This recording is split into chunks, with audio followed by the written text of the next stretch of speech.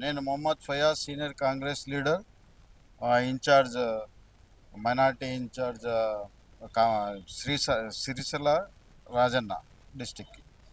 అయితే నిన్న జరిగిన ఎలక్షన్లు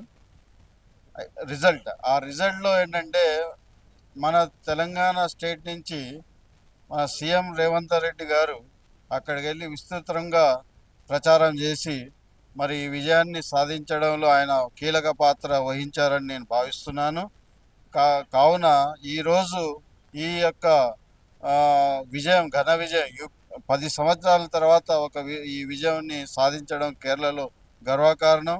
ఇప్పుడు రాబోయే టైంలో మన తెలంగాణ అనే పదానికి వెన్నెదెచ్చినట్టు అయింది మన రేవంత్ రెడ్డి గారు.